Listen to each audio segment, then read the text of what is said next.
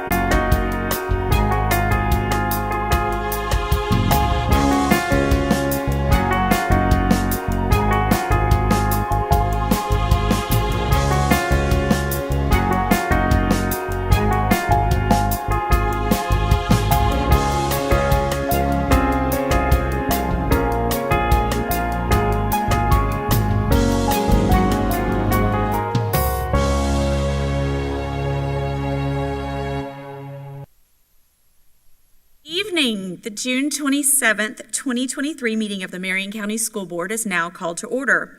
Mirroring and modeling the way our students begin each day, I would ask that you join me in a moment of silence at this time.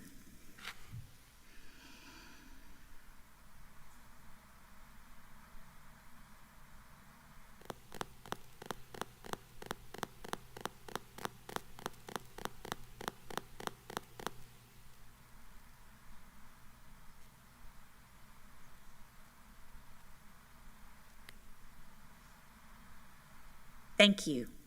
I will now ask Reverend Cummings to please read our board commitment statement. Good evening, Reverend Cummings. Thank you, Madam Chair. We are the Marion County School District Leadership Team. When we come together to work, we are efficient, effective, and productive. Our three most important characteristics are dedicated, transparent, and individually responsible. To work well together, we must demonstrate respect, confront reality, and be accountable. We will always put students first, and we will leave a legacy of success. Thank you. For the courtesy of those listening to the meeting, I'm requesting everyone in the audience to please turn off their electronic devices or put them on vibrate. Later in the meeting, up to 30 minutes will be provided for individuals to address the board on matters concerning the operation of the Marion County school system or the school board only. Presentations to the board are limited to 5 minutes and are televised. If you wish to address the board regarding a regular agenda item or matters on which the board customarily takes action, you must first complete a peach-colored form located in the lobby. If you wish to address the board regarding a public hearing or a student discipline matter, please complete a lime green colored form. These forms must be fully completed and received by the board clerk no later than 5:40 p.m. The procedures applicable for each are on a separate sheet. Board clerk, please call the roll. Dr. Allison Campbell, District 1. Here. Mrs. Lori Conrad, District 2. Here. Mr. Eric Cummings, District 3. Present. Mrs. Nancy Thrower, District 4. Here. Dr. Sarah James, District 5. Here. Dr. Diane Gullett, Superintendent. Here. Mr. Jeremy Powers, School Board Attorney. Here. Thank you. Dr. Gullett, good evening. Would you please introduce the member of your team who will be helping us with the inspiration and pledge this evening? Good evening, Madam Chair, members of the board. I certainly will. It's my pleasure to introduce Mr. David Jones, the band director of Forest High School. And as you may know, Forest High School has been in existence for 100 years, and I'm told it is the longest running band program in the state of Florida. So really proud of the outstanding members of the band and all of those who have supported it so faithfully all these years. So Mr. Jones, thank you. Well, thank you again for the opportunity to come and talk to you this morning. As Dr. Gullett said, the Forest High School program started as Ocala High School Band Program in the winter of 1922 by Mrs. Brownie Greeton Cole, who this auditorium is actually named for. She organized the group because there was a lack of opportunities for students in the area for instrumental education. So she went to the school board, asked for the opportunity to use the school facilities to do some rehearsals, and from December of 1922 until April of 1923, they rehearsed and had their very first performance on the second school recital in 1923. At that time, it was the only school-sponsored band program in the state of Florida. Followed shortly a year or two later by Eustis High School, and from there on, every major public school in the state of Florida now has band as a part of its music program. So that legacy started here in Ocala, Florida. This year we got to celebrate 100 years of that existence, that continued existence through all of our program. And within that, we were still able to participate through thick and thin, through our ups and downs, and all the things that have allowed us to kind of give us those opportunities and those performances, such as FBA assessment and all those great things that we do every year. We've got some students here, both current members and former members, to kind of represent some of that legacy as well. The books that you've gotten in front of you are kind of just a yearbook that gives 100 years of that perspective and different points in all the different directors and all the different students that have been a part of both the Ocala High School program and the Forest High School program. This year, we're actually increasing our members, our membership numbers. We've gone from 64 members this year to looking between 80 and 90 members this coming school year. So our music programs in Marion County are alive, well, and very strong. And we appreciate all of your support from the school board for our programs. Students, if you guys can come on up, we'll go ahead and do the Pledge of Allegiance together. We ask that you stand for the Pledge of Allegiance.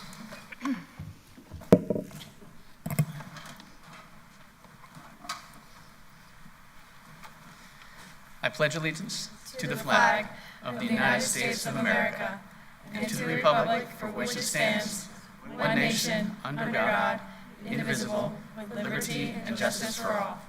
Board, let's come take a picture with these wonderful folks from Forest. You can give my autograph. Come down. Oh, an autograph. I love it.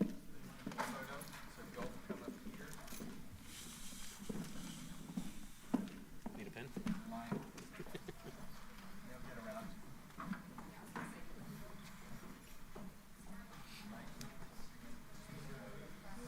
Maybe a little bit.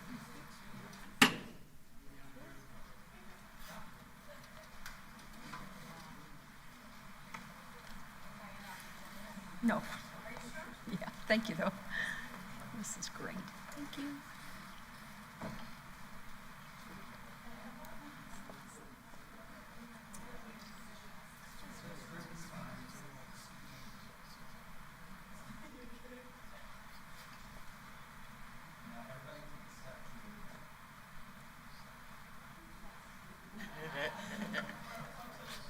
Here we go. And 1, 2, 3, couple more.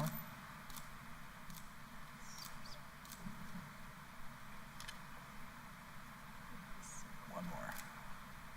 Anybody else? Congratulations. Thank you.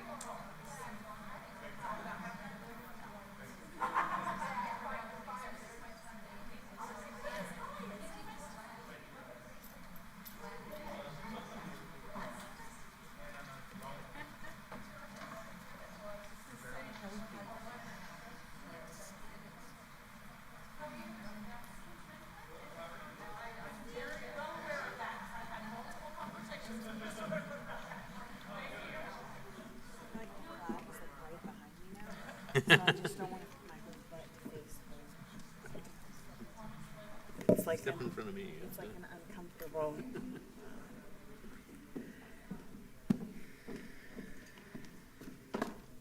I shouldn't have said you look nice. You look hot. Oh, you're so funny. Stop.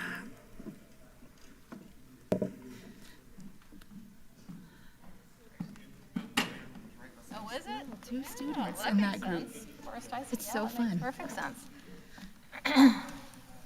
At the Fort King meeting, and they want to build their band. I'm like, So it's always a wonderful opportunity to have students returning students, alumni, and students who will be still performing in the band coming before us. A band alum I've just met who's an assistant band director and teaches at Forest. And Mr. Jones is an amazing saxophonist in his own right. I've performed with him multiple times. And so I just am so excited that you all were able to come this evening and share with us. These books are amazing. Thank you. I love what it says on the back. It's all about the halftime. So that's terrific. Thank you, Forest Band, current and alumni. We appreciate you and look forward to seeing you in halftime.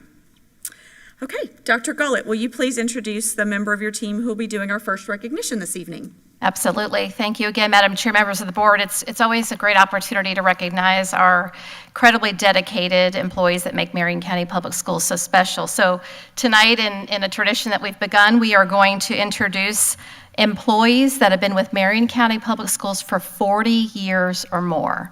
So I'd like to bring forward Ms. Lauren Debick to kick us off. Thank you. Good evening, Chair Campbell, Vice Chair, board members, and Superintendent Dr. Gullett. The Communications and Community Engagement team has been working very closely with Human Resources to recognize and celebrate the outstanding and dedicated work of our employees, including our longevity employees. This evening, Ms. Marion and myself would like to recognize those employees who are celebrating their 40-year anniversary with Marion County Public Schools. Thank you, and good evening, Chair Campbell, members of the board, and Superintendent Dr. Gullett. A major focus of the strategic plan for Marion County Public Schools is talent management, and we also, with Goal 5, would like to strengthen the recognition of employees' longevity and contributions, as Ms. Debick has mentioned. It is our belief that recruiting and retaining the right people in the right positions, providing support, and growing the capacities of all employees will help ensure that every student succeeds. Our HR team, the recruitment team, which consists of school and departmental staff, along with community engagement and professional leadership and learning, continue to promote Marion County and Marion County Public Schools, expand our recruiting opportunities, and grow our own. As part of this work, it is our pleasure to recognize our longstanding team members. Tonight, as Ms. Debick mentioned, we're excited to recognize and celebrate our team members that are celebrating their 40th year of service to the district and to our students. Their service to the district contributes positively in support of student success, and we are appreciative of their hard work and dedication. We realize that some are unable to join us tonight, but we still want to celebrate all 8 team members, and on tonight, we are calling them the Great 8. We ask that our great team members that are present tonight line up in front of the stage as their name is called.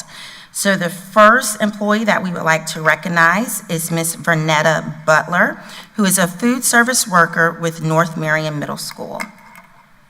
I think we can clap after each one. We do know some are watching. Next, Miss Mary Dukes, who is a teacher at South Ocala Elementary School.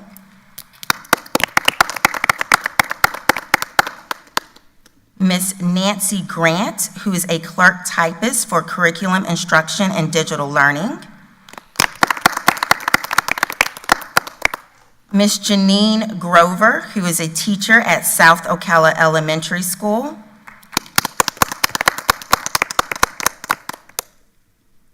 Take your time.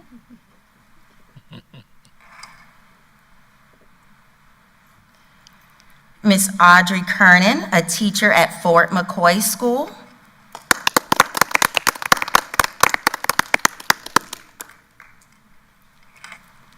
Miss Lilia Roberts, who is a paraprofessional at Ward Highlands Elementary.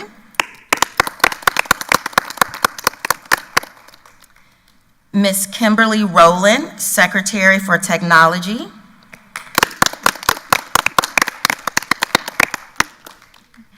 And Miss Chris Sandy, Principal at Oakcrest Elementary. So let's give another round of applause for our Great 8, and we thank you all for all that you do.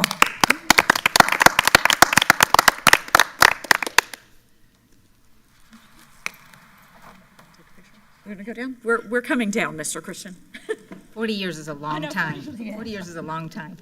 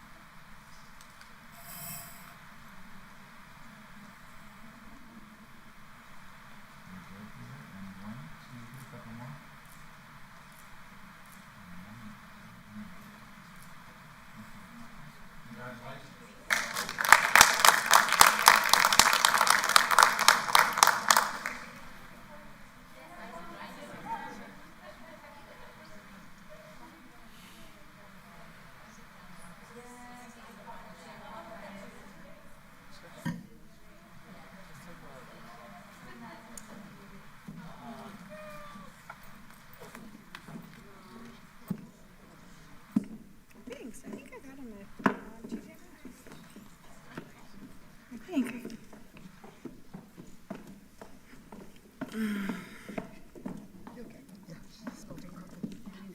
Nope, you're good. Like coffee. Okay.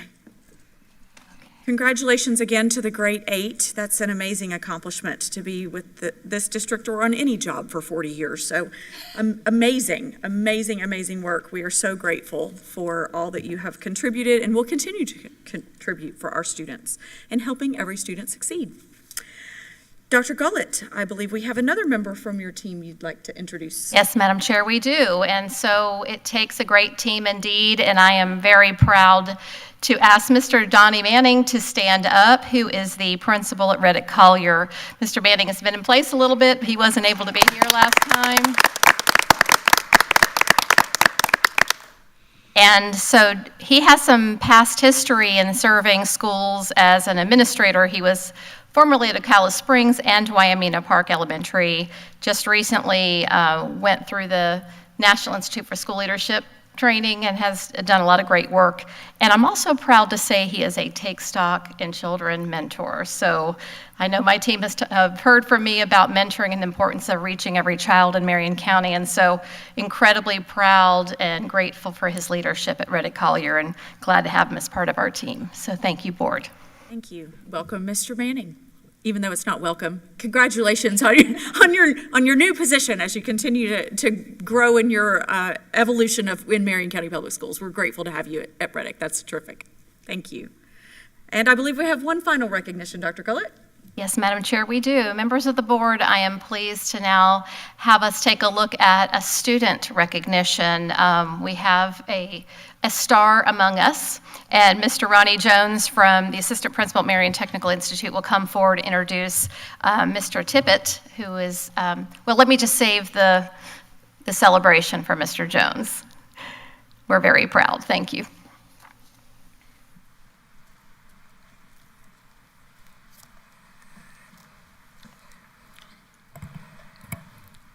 Greetings, Board Chair Campbell, board members, and Dr. Gullett.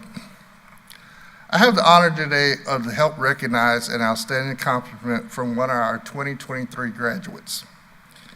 Skills USA is a career and technical student organization with the mission to empower members to become world-class workers, leaders, and responsible American citizens. This organization has 380,000 ranging from middle school, high school, and post-college and trade programs. This past weekend, Kyle Tippett, formerly MTC dual enrolled student in the welding program, won gold medal in welding sculpture contest at Skills USA National Leadership Competition in Atlanta, Georgia.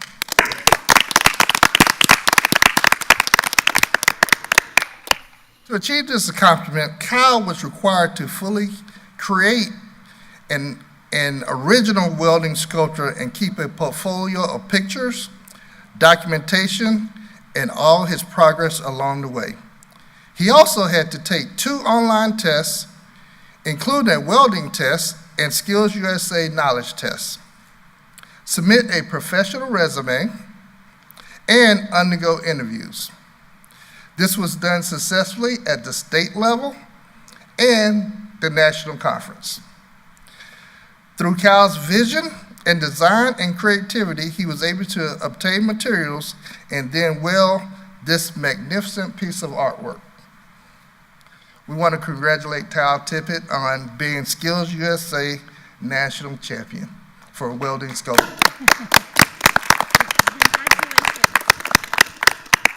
Congratulations. I would like for the board to, if we would, to go down and take a picture because I want to get a closer look at that. Yes, sir. One person, can you come up?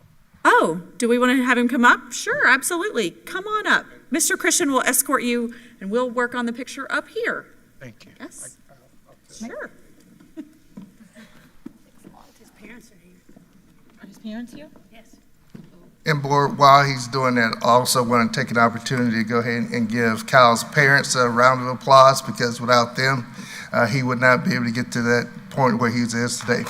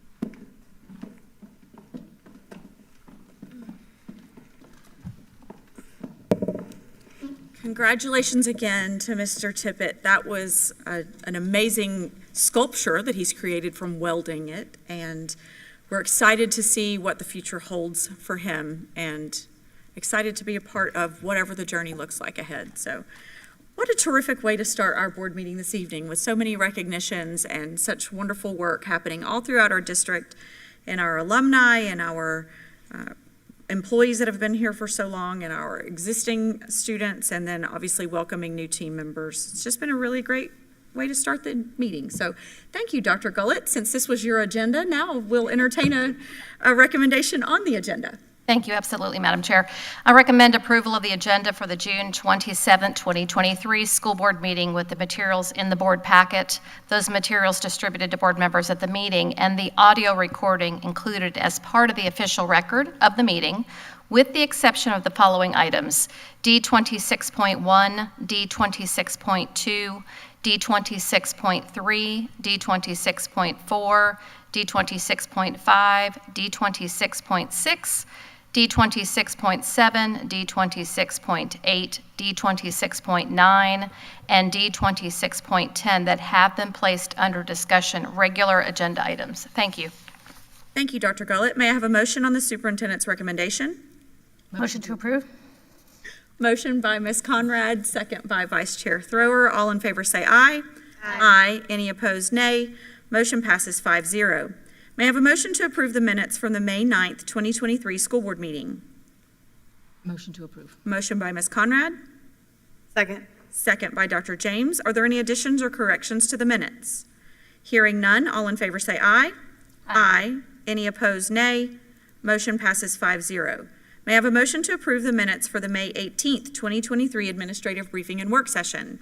So move. Motion by Reverend Cummings.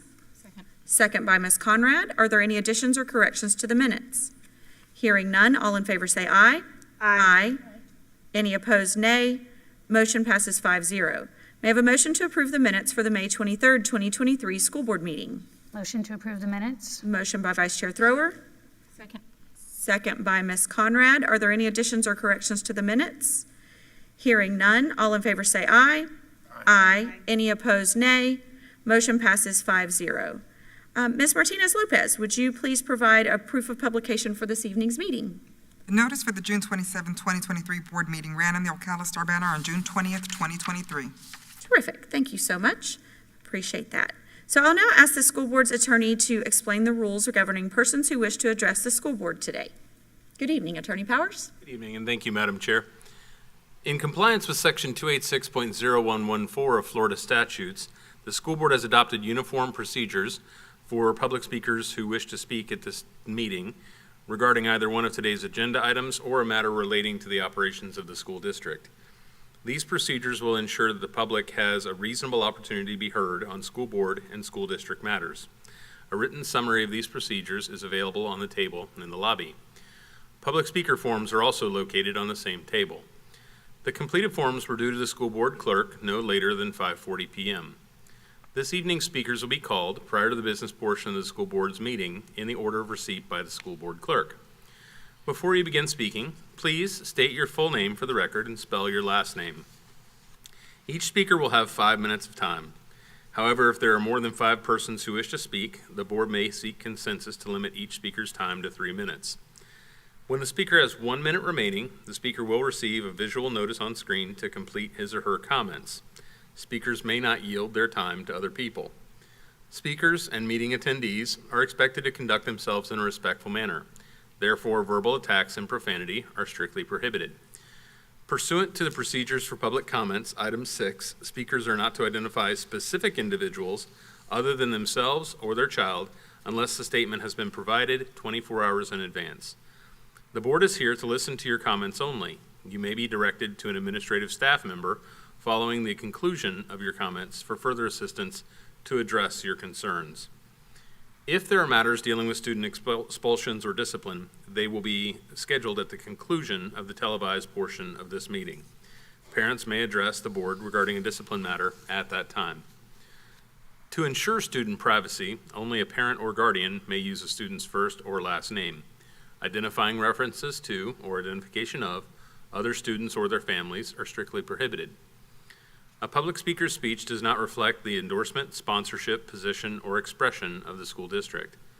Thank you for the attention to the board's requirements. Madam Chair, that concludes my explanatory remarks. Thank you, Attorney Powers. Ms. Martinez-Lopez, do we have any speakers this evening? No, Madam Chair, we do not. Thank you so much. Moving on to item 7.1. May I have a motion to adopt the 2023-2024 MCPS Mental Health Assistance Allocation Plan? Motion to approve. Motion by Reverend Cummings, second by Ms. Conrad. Dr. Gullett. Thank you, Madam Chair. Members of the board, the 2023-2024 Marion County Public Schools Mental Health Assistance Allocation Plan is in full compliance with Marjorie Stoneman Douglas School Safety Act, Chapter 2021-176 Laws of Florida. Thank you. Thank you. I declare a public hearing. Is there anyone present who wishes to address the 2023-2024 MCPS Mental Health Assistance Allocation Plan? Seeing none, board, is there any discussion on this item? It has been properly motioned and second. All in favor say aye. Aye. Any opposed, nay. Motion passes 5-0. May I have a motion to approve consent agenda items C9.1 through C25.1 with the exception of items D26.1, D26.2, D26.3, D26.4, D26.5, D26.6, D26.7, D26.8, D26.9, and D26.10 that have been placed under discussion regular agenda items. So move. Motion by Reverend Cummings. Second. Second by Ms. Conrad. All in favor say aye. Aye. Any opposed, nay. Motion passes 5-0. Dr. Gullett, As we move on to item D 26.1, would you like to introduce a member of your team who will speak to this item, please? Certainly, Madam Chair, members of the board, this item is a partnership with Optimum Dealership. Similarly to a recent item that we had, I am extremely proud of the work that's been done that for our growing industry, that we've been working with our community to meet the workforce demands. And so I know we have some members in the audience here from the CEP. Appreciate their collaboration to provide support in a needed program at Bellevue High School. And Dr. Livingood is here for additional details if needed, but excited about this opportunity. Thank you. Terrific. So may I have a motion to approve? Oh, sorry, Dr. Livingood's coming forward. Come on up, Dr. Livingood. When you sit in the way back, it takes a long time to come up that aisle. Good evening, Board Chair, Board members, and Superintendent Dr. Gullett. I do want to say a few words about this great new partnership. And as Dr. Gullett mentioned, we have the CEP and the CEO of Optimum Dealership Group with us, Mr. Beck. So he's also able to say a few words. I'd just like to share, I know you see the scope of their work already on the memorandum, but it's an exciting opportunity for our Bellevue High School students. These 10 students are going to be able to participate in an OJT opportunity while learning at the Optimum dealership. And so they're going to learn hand in hand. Oh, my throat got stuck. And so this is a huge opportunity. Usually when we do OJT classes, they're able to do unrelated field of their study, but this is going to bring not only their after hours work that they're going to get at the dealership, but they're going to work at the actual dealership themselves. So I'm really excited about this opportunity, and I would like it if Mr. Beck could say a few words. Sure. Well, first of all, I just wanted to thank everybody for the opportunity. You know, this is something that's exciting to me personally. I grew up in Ocala. I went to school here. So, you know, I've never been a real big fan of higher education, college education as it compares to trade schools. So when we can combine giving a student a trade in high school, that's a win-win. And when we can benefit our community and also our industry, you know, we have shortages of quality RV technicians, among other things in our business. So, you know, being able to, you know, collaborate with the school board and the CEP to make this happen is something we're excited about. So, you know, we appreciate the opportunity. Thank you, Madam Chair, Superintendent, and board members. I'm really excited about this because I think it becomes a great model for what we hope to continue to see happen. But I think there's something really important. So Denver, I'm going to ask you an important question. We talked about RV techs. Yeah. What's an average salary look like for an RV tech?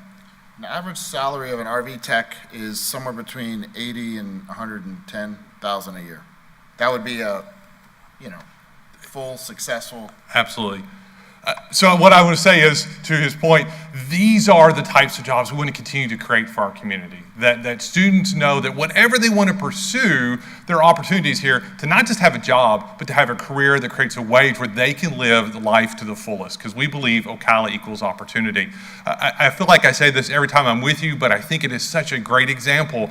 The P and CP stands for partnership, and we are all successful when we're able to partner together. This is a phenomenal partnership, so we appreciate the school board willing to look at something that's a little different, and to Optimum RV for really helping to drive this new partnership, and we look forward to seeing it move forward and hopefully finding more companies who want to model it.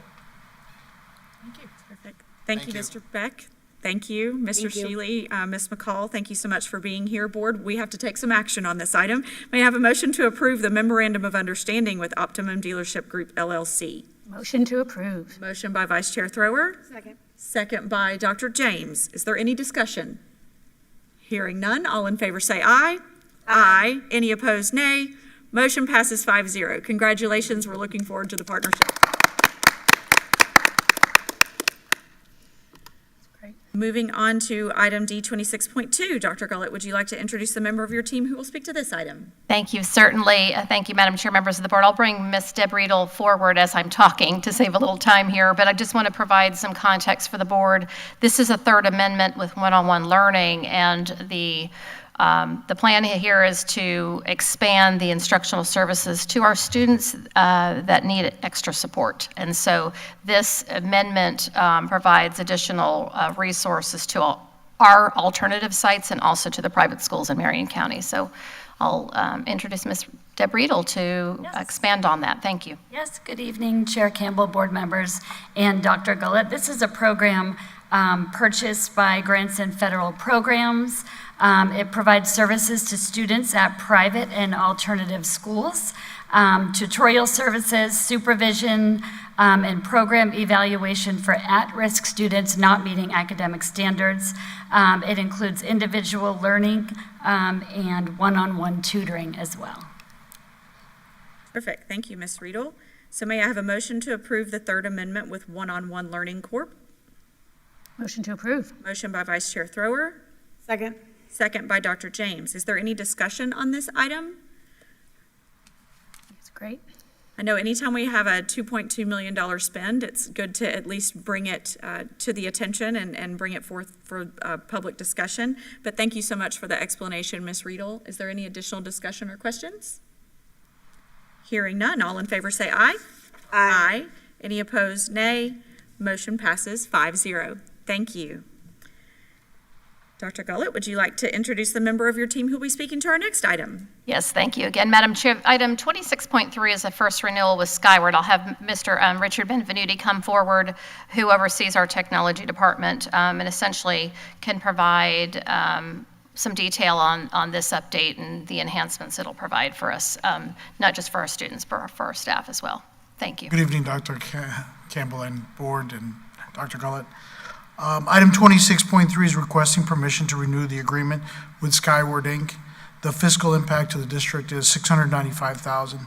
Skyward provides the district with business and student management suites, and Skyward has been placed in the district since 2012, so it's been here for a little bit. The system manages functions such as HR, financial, state reporting, and the student information system. The system meets the district's current needs and the state's reporting requirements. So, of course, we're in favor of renewing this. Thank you so much. May I have a motion to approve the first renewal with Skyward, Inc.? So move. Motion by Reverend Cummings. Second. Second by Ms. Conrad. Is there any discussion on this item? I appreciate your comment, Mr. Benvenuti, about this is meeting our current needs. Current is the key to what I believe you said there, so as we continue to pursue. Any additional discussion? Hearing none. All in favor say aye. Aye. Any opposed, nay. Motion passes 5-0. Thank you, Mr. Benvenuti. Dr. Gullett, we have another item for you to have a member of your team to speak to, please. We certainly do. With the board's permission, Madam Chair, items 26.4 and 26.5, if we may, I'd like to bring Ms. Teresa Boston Ellis forward, our Chief Financial Officer, to talk about these two items. I know you'll have to address them independently, but they refer to our self-funded health plan and the general insurance renewal and include changes that we've recently discussed at a work session with results from employee surveys. So I'll turn it over to Ms. Boston Ellis with your permission to look at both of those items while she's up here. Thank you. Okay. Good evening. Good evening, Chair Campbell, board members, Superintendent Dr. Gullett. I'm excited too, like everyone else this evening.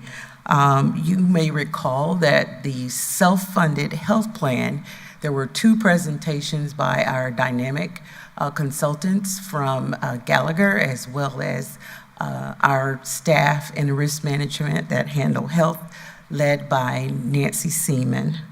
At those particularly work sessions, the recommendation was for the board to approve a 4% increase, and also something that we hadn't seen in a long time, there was some benefit enhancements, if I may read them. So approving this recommendation will allow the following benefit enhancements. We have 4 plans. And so the first one would be decreasing the deductible on Plan 1 from $2,500 to $2,000. And you may also recall that the Risk Management and Benefits Department presented a survey, and there was a lot of input from our employees, which was really good. And they gave some wonderful suggestions, and based on that survey, again, the deductible on Plan 1 is being decreased from $2,500 to $2,000.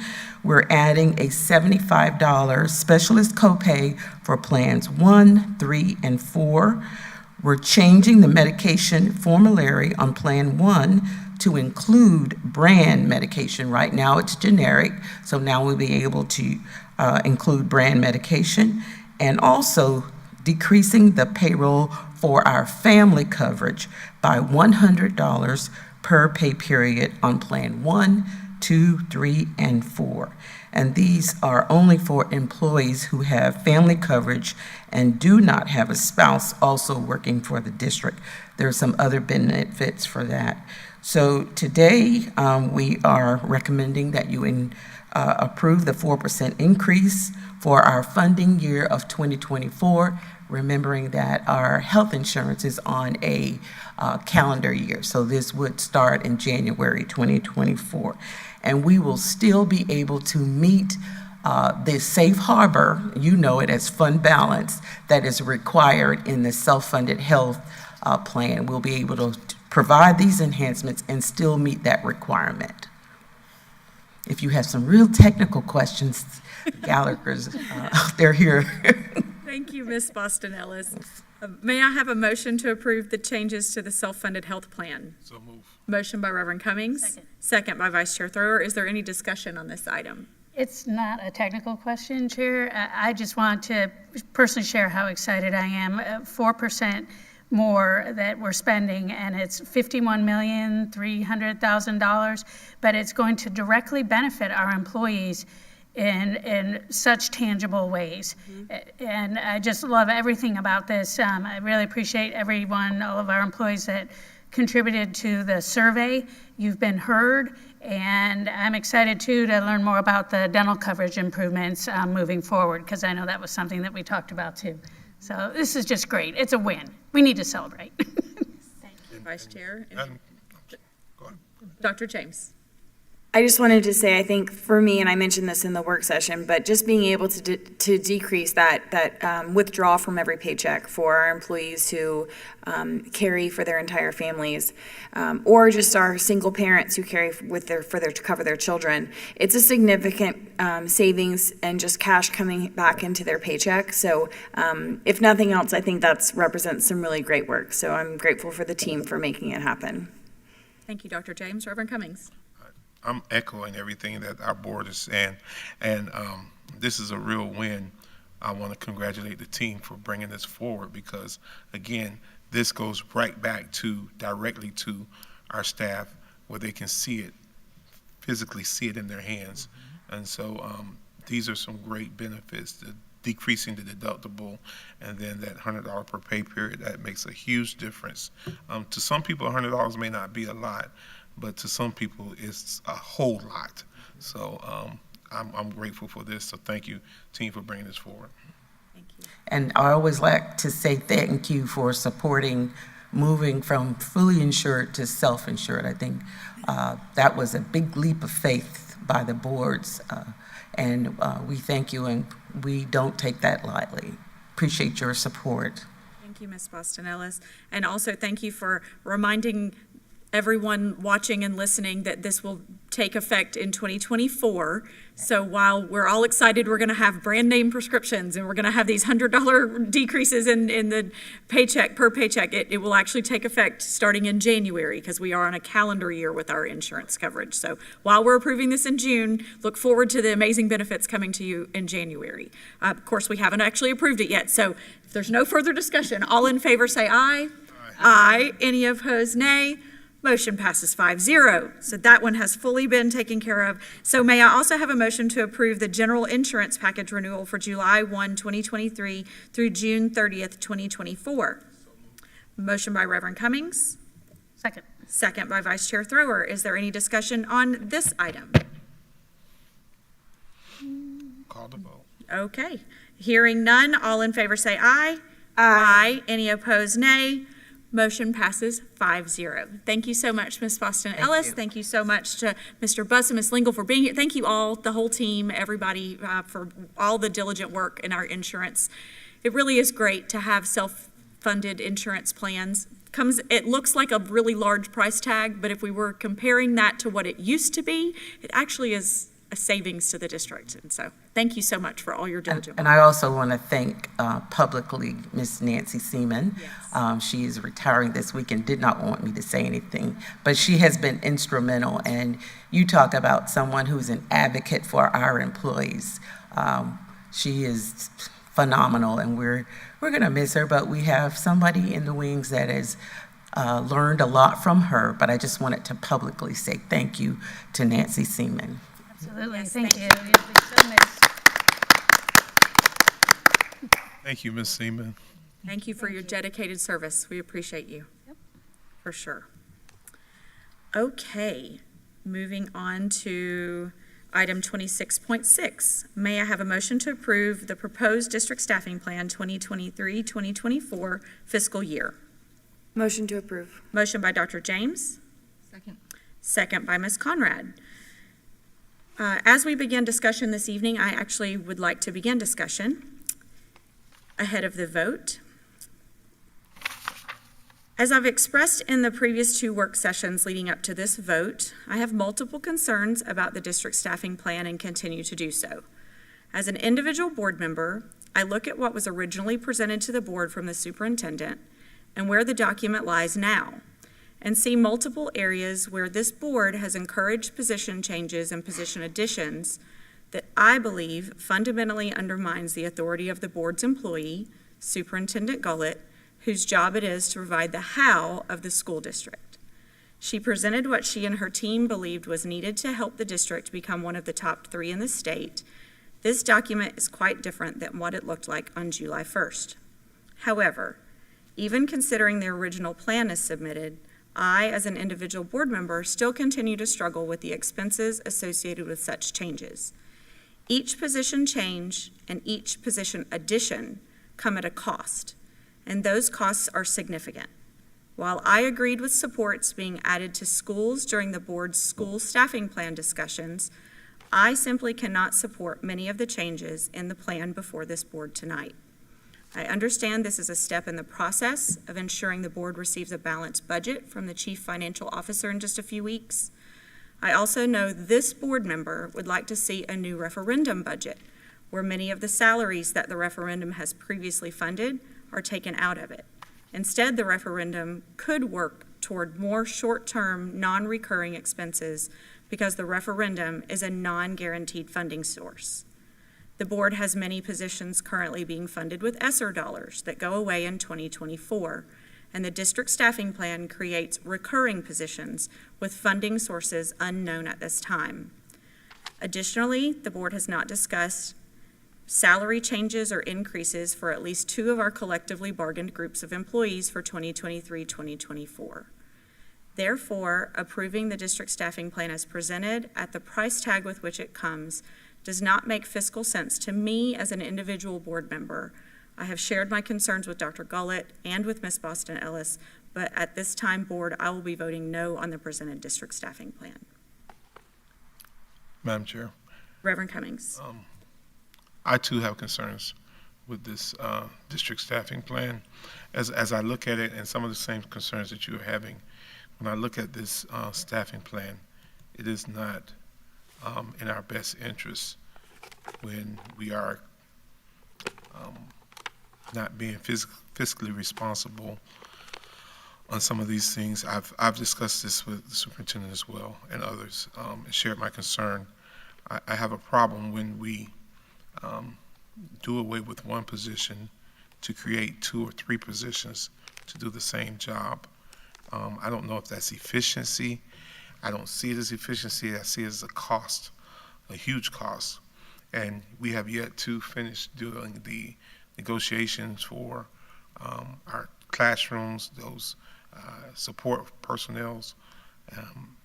I'm just not comfortable. I won't be voting yes for this either because when I see us adding positions that are high-level positions that carry a loftier salary, I have grave concerns when we have so many challenges in our classrooms on the lower level. So to pass this, I think, is not going to be a good thing right now for our district. Thank you, Reverend Cummings. Additional discussion? I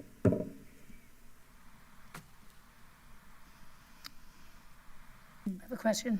Vice Chair? Implications of not passing this, if it doesn't pass tonight. What would be the implications in terms of moving us forward to get ready to begin this school year? We've certainly had our share of upheaval the last few years, and it is a big goal for me to start this year as solid and stable and as predictable as we possibly can. I think that there was very good justification for the concerns that each board member shared regarding different positions, some of which were being removed completely. I certainly received lots of feedback and phone calls from a multitude of people from a multitude of places across the community. So our task is to be fiscally responsible, to make sure that we're not holding up the show, to get this school year started, to make sure that we're doing our part so that our CFO can present us a balanced budget. One decision affects and implicates many other decisions. So I think that's something important for the board to keep in mind. That brings me around to where I started. What would be the implications of not passing this tonight? Tanisha. Or Dr. Gullett. Certainly, Madam Chair, members of the board, that means nothing changes in our staffing plan, and with some changes in employee status, we'll have to go back and revisit. But that means we wouldn't move forward with anything on the current plan, and everything would stay as it is. And quite obviously, with some of those other positions, we would have to revisit. Fiscally, if this plan was to go forward, and I guess it would be for our chief financial officer, I know your task is to make sure that we have a balanced budget going forward. And I understand that we've cut expenditures, but can this show up somewhere down the line affecting the classrooms or the schools directly by going this way? I hope I'm not putting you on the spot. Dr. Gullett, would you mind if Ms. Boston-Ellis spoke to that a bit? No, Ms. Boston-Ellis can speak to that. I was just going to say that on behalf of the district, we cannot move forward without a balanced budget, but I'll let Ms. Boston-Ellis provide additional details. Thank you. Reverend Cummings, could you repeat your question? With the addition of so many high, top-heavy positions, could this later on affect us when we try to balance the budget in the classroom? Could we see a direct effect of some of this? I really can't answer about direct effect, but there is a cost associated with the staffing plan. There's several funding sources, and we are currently reviewing all of our funding sources and reviewing the budget. As you stated, we've started looking at department budgets and have notified our department heads that we need them to cut about 20% of their budget. So I feel like we're going through the process, and we might be a little ahead of where we need to be right now, but we are, and everything impacts. Salaries are recurring costs. I'm sure everyone is aware that FRS has gone up this year, and it's not being fully funded. We have a slight increase in our health benefits. We have, we're carrying on the effect of the minimum wage that was sort of like we had to implement that sooner than what we had anticipated. Remember, we had the 5-year plan, and then the governor said, do it now. So all of that is impacting our funding and our budget. We know every year, because we have vacancies, that causes us to build up the fund balance. But even that is sort of running out at this point. We're hiring more people, and there's higher salaries and recurring costs, and just overall expenditures, whether it's a widget in technical services or repair of a bus or fuel or all of those costs. So to take all of that, Reverend Cummings, and just say that everything impacts the budget. And we, as we've done in the past, we put it all together. We say, we have some need to cut the budget because we do have a 3% requirement in fund balance. And then we go through and prioritize what are the things that may be able to be charged to another funding source, what is something we can delay until we know better what our fund balance is going to be. So we're just in the middle of that now. So everything impacts our budget. Thank you. Vice Chair. Thank you. And here's something else for the board to keep in mind. We spent a lot of time on the school staffing plan and bolstered the school staffing plan because of our commitment to classroom first. And so I am very comfortable with that approach. With what we're looking at approving tonight, it was another big negotiation. There were certain positions that more than one of us couldn't see not having. And here we sit tonight needing to make a decision. And I'm trying to decide what I'm more uncomfortable with, delaying or passing it, hoping that it passes, and knowing that we will come together like we always do to make adjustments where needed. I wouldn't be saying that if we didn't already pass the school staffing plan. That is a known entity. We know we are taking care of our schools. We know we are adding paraprofessionals. The schools know that they've been heard. That also takes a supporting cast. And it does make me feel like I need to point out once again that we are solidly in the middle in terms of administrative costs. Have our administrative costs gone up? They certainly have. I'd like to see a district whose administrative costs haven't gone up, because everything has gone up.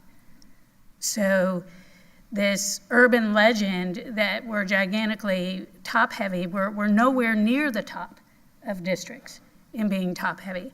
And I would invite anyone to join us as a high-level administrator for a week. It's a challenge. And you pay peanuts, you get monkeys. So something to keep in mind. Chair. Dr. James. I have heard the remarks tonight, and I just have a few clarifying questions that are not for Ms. Boston Ellis. I think Dr. Gullett could answer them, or Ms. Morant.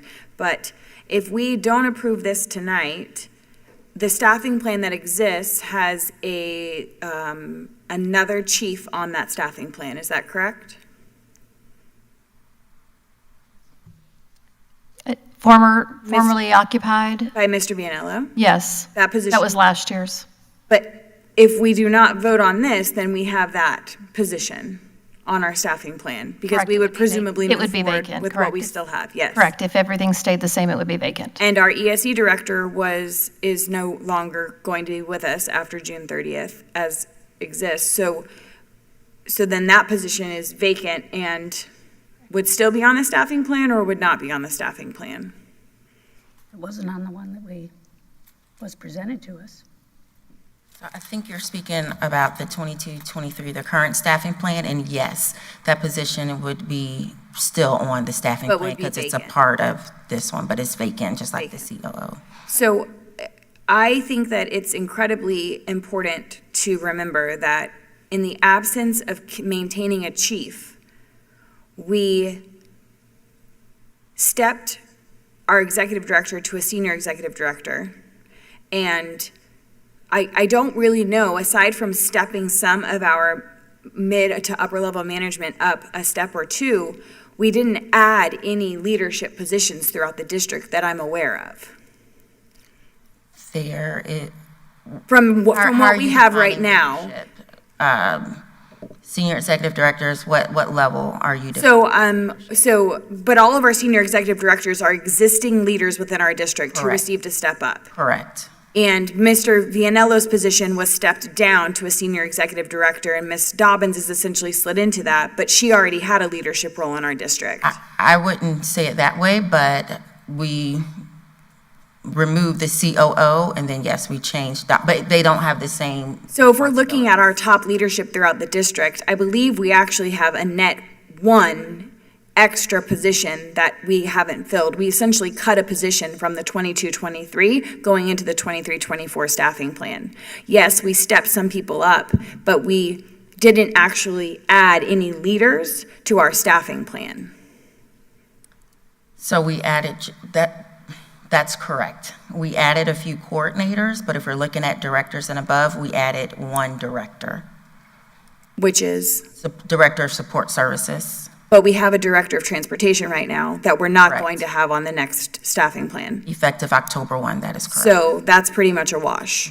So I just think it's important to be clear, to clarify that as a board, because we're not adding a bunch of top-heavy leadership positions to the staffing plan at all. If anything, we're adding a mid-level management support to support the organizations and the work that they're doing throughout the district to make sure that the work is going to get done. I think we are moving in the right direction significantly, but we have a lot of very heavy moving pieces coming our way, building schools, continuing to move the education of the students, and we cannot falter, and I believe that we're going to figure out the budget, but I think that it comes with making sure that we're prioritizing what our students need, and the money does follow the students, but what I know is that Chad Frazier and Danielle Livingood and Deb Riedel and Annie Hemberg, they're in schools every single day supporting students.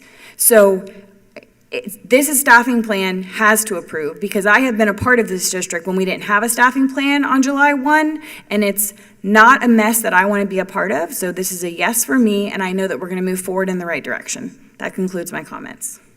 Madam Chair, when I see this staffing plan, yes, there is a, and Dr. James just mentioned a particular department where there is a director that won't be there starting October 1. However, because of that move, you're adding 2 positions to that same department. Am I saying that right, Ms. Morant? And transportation. So we're adding a supervisor and a coordinator to transportation. That is correct. Which costs more than that one position that's no longer going to be there. So, but the supervisor position is taking the director position. Correct. So removing the director and adding the supervisor and coordinator too. Adding 2 for 1, correct? That is correct. In transportation, yes. We're adding 2, removing 1. That's an added cost that doesn't seem fiscally responsible to me. If I'm saying it wrong, somebody please explain it to me. But I can't see how you're adding more money, 2 people, and for the one job, and saying it's going to be a wash. It wouldn't be a wash. It would be more money coming out the budget. Reverend Cummings, if I may, we had Mr. Vianella's position, which was the top level position in our district that we have cut from this presentation. And as you just clarified for me, Ms. Dobbins' position didn't really slide into that. So Mr. Vianello was the champion of transportation. We can all agree on that. Mr. Vianella's position is no longer on this staffing plan. We're putting in a director of support services to be over transportation and custodial, which we already have a director in transportation. So that's even Steven. And then we're essentially adding, if you want to call it that way, a supervisor and a coordinator to transportation. but we don't have Mr. Vianello's position. And I'm just going to guess that those are probably about the same. A supervisor and a coordinator would equal out to about what the chief was making. It would be close. So it is a wash. If I may, and if I'm not mistaken here, and perhaps if Ms. Boston-Ellis wants to speak to this or not, but if I'm not mistaken, the district staffing plan as it stands is an additional $4-some-odd million than what we currently have in our district staffing plan. Is that close to accurate, Ms. Boston-Ellis? Because while we're talking about it potentially being a wash, I'm not certain that this district staffing plan is actually a wash, that there's more than $4 million here that's new from what we had previously. If you're focusing on the general fund district staffing plan, yes. But it would be reduced by the nurses because I think the nurses are like 1.3 million, so it's really about 3 million. But I would also add that there's more than just coordinators, directors that make up that number. There's bus drivers, bus aides, custodials. There's other staff that we call the district level staffing plan. So it's not a pure, when you think of district administrators, but that total cost is a little under 3 million, the net cost. Thank you, Ms. Boston-Ellis. I appreciate that. Speaking of nurses, since she did bring that department up, the one piece that I am most comfortable with in this district staffing plan is the addition of the health services with the school-based nurses and district-based nurses. That section of the staffing plan, I would be in full support of approving just that section. But beyond that, I personally, as an individual board member, am unable to approve this as it is presented. Ms. Conrad. I'll start by saying I'm in support of this plan. The discussion that started after we initially began talking about the staffing plan organically came from concerns that are within the district. Struggles that we currently have that I don't foresee getting better without more leadership in that area. So although there is a cost, I do feel it's a necessary cost for us to move forward as a district. That being said, I do feel like there's improvement that can be made in this process. When we had our second meeting about the staffing plan, I think it would have been beneficial if some of these costs came up so we could begin to prioritize before it was up for a vote, because now we're up against a deadline, which is going to have a negative effect on the district overall. So I just share that there is room for improvement as we go through this process. I do feel like the positions that we added are definitely necessary for us to move forward, especially with transportation and ESE. I feel very strongly and passionate about those having a direct positive implication on the school, at the school level. And so I am in support of the plan, and I hope that we move forward. Thank you. Is there any additional discussion? Vice Chair. Thank you. Excuse me. Dr. Gullett, the plan is presented tonight for us to vote on. Are you feeling that it's going to provide your team and what you need to start this school year? Thank you for the question, Vice Chair Thrower. I do, and I want to provide for some context to the board that the recommendations that came in the original proposal were from staff closest to the work, and they continue to be. So we don't just build this. We don't just build this in isolation. It comes from people who are supporting the work and their input and their recommendations. So, but to answer your question more directly, Vice Chair Thrower, yes, where it is today, feel that this is what we need But I will say, as I said earlier, when Ms. Boston Ellis was coming forward, we will not move forward without a balanced budget. I won't do that.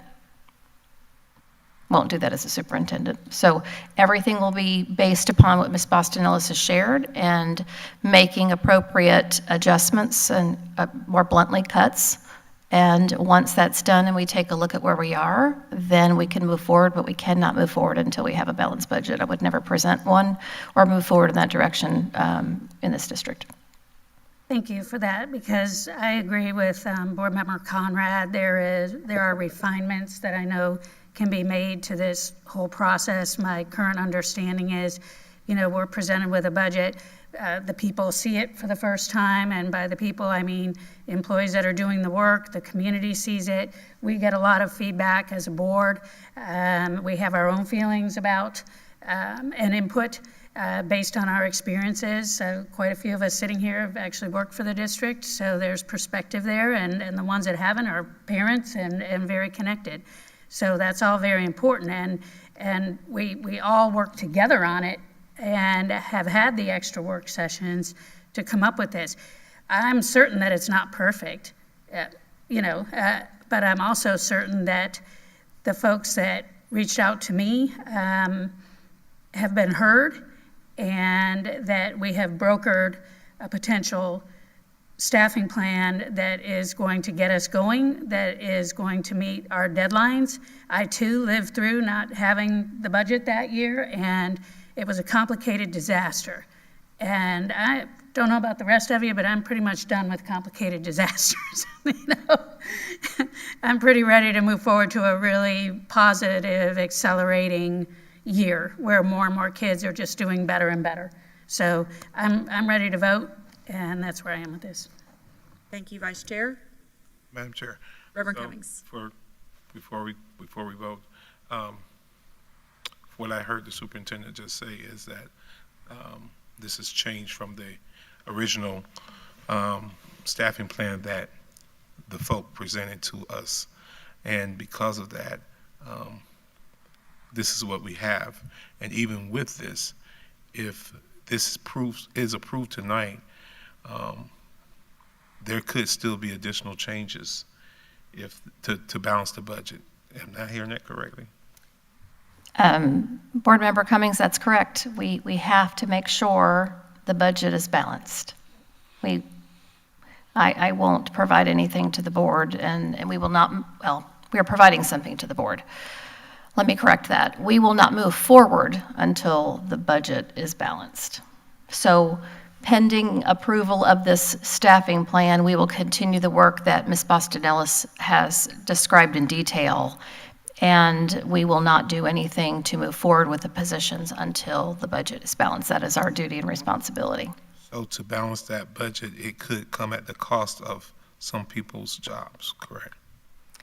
I don't know that I could say it's a position or two. Positions. We're making reductions already in departments. We're asking for departments to make, as Ms. Boston Ellis shared, a 20% cut. That will have an impact. At this point, we're hoping to not have positions because of vacancies. But if that should occur, I can tell you that we will bring that back to the board. We will not proceed until the budget is balanced. Thank you, Superintendent. Yes, absolutely.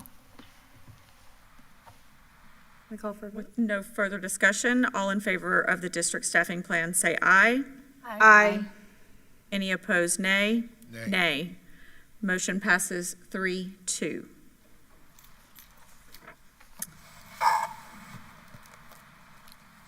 Moving on to item, I believe we're on 26.7. Yes. May I have a motion to approve the Principal of Alternative Education job description? Motion to approve. Second.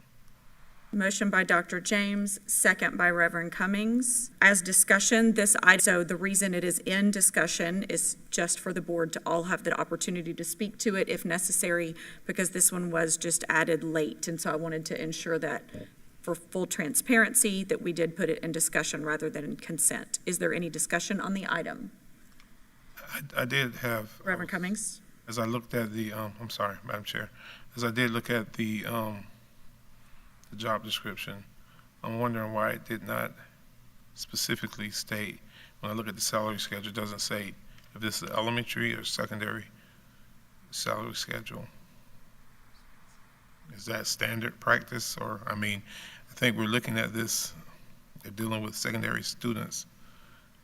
What is this? I'm not understanding.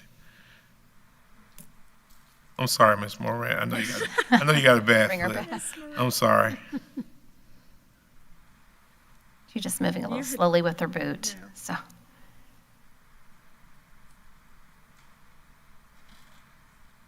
Board Member Cummings-West is coming forward. So to clarify, the question is regarding the absence of the salary schedule, correct? Because it says elementary or Thank you. secondary, and from my understanding about this being an alternative type school, I would think that most of the students would be secondary students. So why didn't we just say secondary? And so the plan is that the principal would be, for this site, would be aligned with the elementary principal salary schedule, and looking at that as far as the number of students to make that more equitable. So we would look at it on the salary schedule of the elementary principal. Would they be dealing with elementary students or secondary? They will not, but the pay rates are different, but they will have, I think, less than 100, is that right, the amount, Ms. Dr. Livingood? 100 students at any time, I think maybe 75, 80. But they would be dealing with the secondary curriculum? That is correct. Got a problem with that. You're dealing with secondary students, the secondary curriculum, even though it's less students, you're dealing with the secondary school, but you're going to treat whomever gets that position as an element, you're going to pay them on the elementary level when they're doing secondary school work, just based on the number of students that they have. Chair. Ms. Conrad first. I just want to share my opinion as we're working through this. I personally don't have a problem with it being an elementary salary schedule. To me, the number of students is key factor. So I think that's completely acceptable. Could it be more than 100? With this being an alternative type program, could there end up being more than 100 students at that school? I have to ask Dr. Livingood. Space, yeah.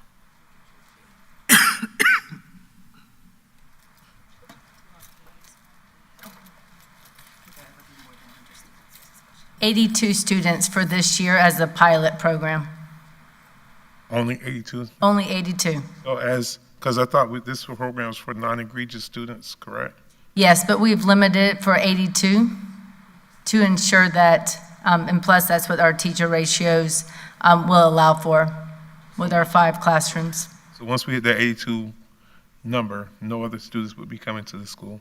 Well, they will rotate in and out throughout the year on that 45-day cycle based on their assigned consequence.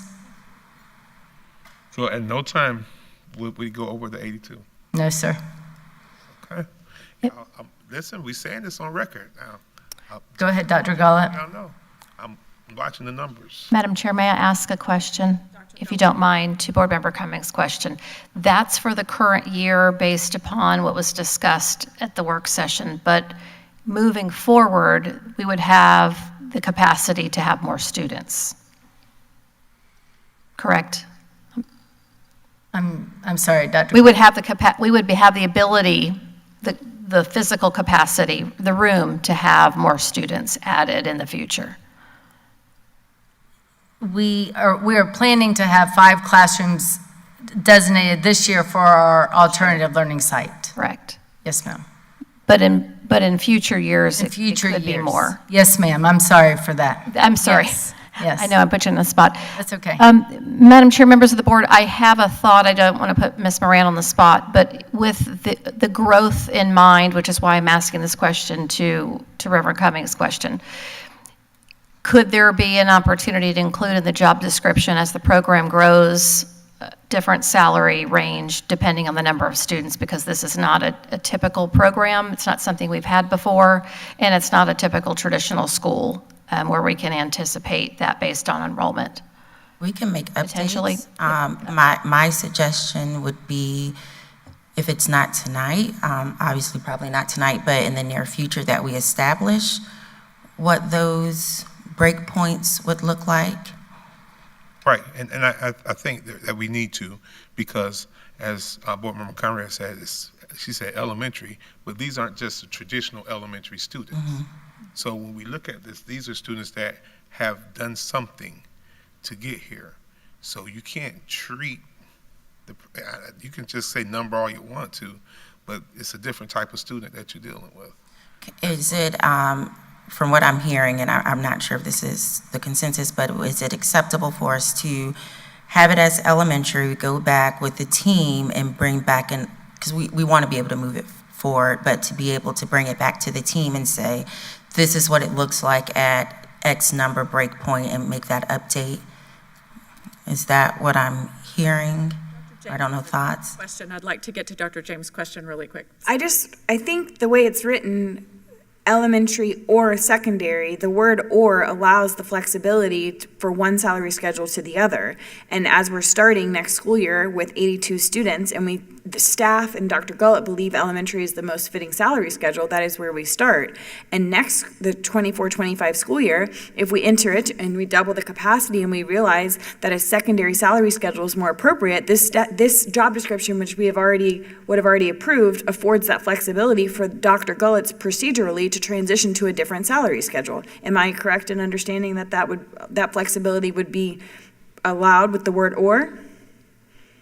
Yes, because we can notate the salary schedule to say what that break point is. That's my biggest thing for us to know when we're going to transition, and that can be on the salary schedule, and we can keep this as is.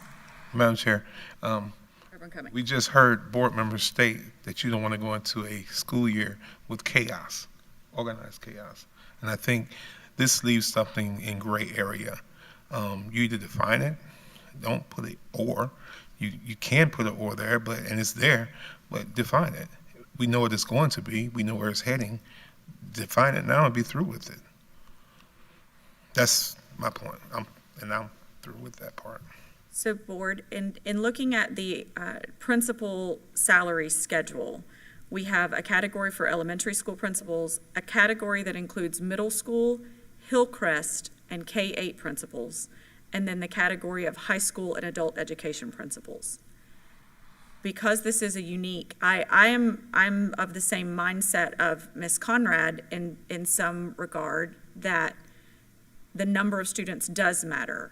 However, inclusive of a unique opportunity like a Hillcrest school, for example, we don't necessarily say that numbers matter. We know that's a unique student and a unique population that could be similar to this unique student, unique population that what we're having now. Granted, the numbers will be reduced, but would the board be in approval of potentially putting this position in that middle school Hillcrest K-8 principal salary range?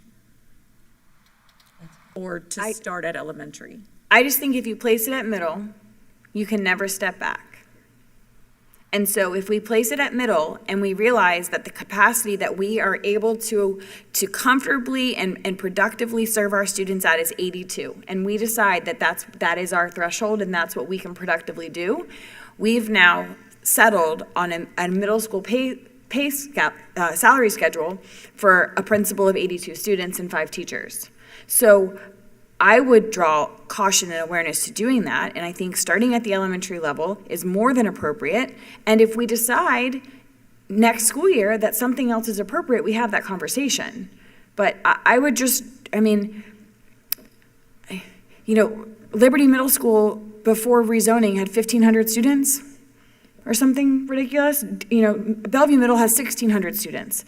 They're going to make the same as someone who is a principal of 82 students and 5 teachers? I just would draw a lot of caution to that. Ms. Conrad. I just want to point out, for me, that's another big concern, is the staff, the evaluations and management of the staff, because that's a huge piece for our administrators. And if you don't mind, Chair has the pay schedule pulled up. From what I can see here from the side, there's not a huge difference. So I thought if you could just share the first couple of levels, Reverend Cummings may not feel, the difference is not, might not be as big as you think it is. So if she could share the first couple of levels, that might be beneficial. So the starting elementary, according to our administrative principal salary schedule, the elementary starting principal begins at $92,973. The starting salary for a middle school Hillcrest K-8 principal is $97,900. And the starting salary for high school and adult education principals is $103,483. So the potential of having 82 students with a $103,000 salary, I think, is what is at question right now, if I'm not mistaken.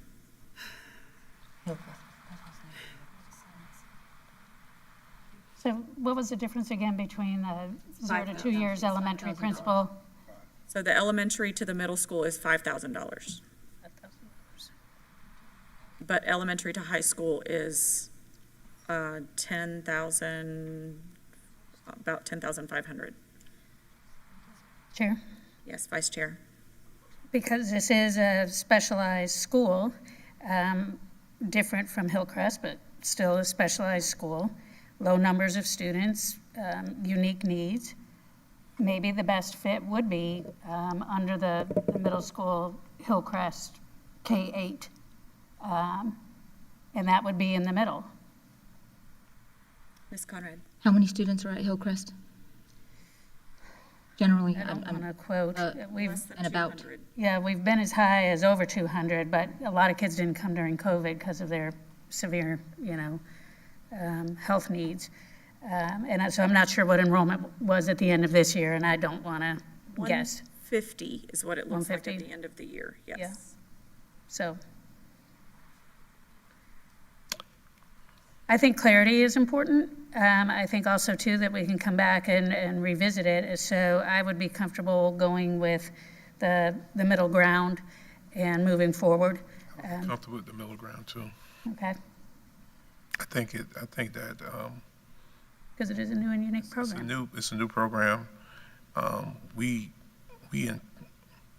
I just can't see us always just only having 82 students in this program. And I still know that there's going to be other programs still housed in this facility with that program. Am I correct?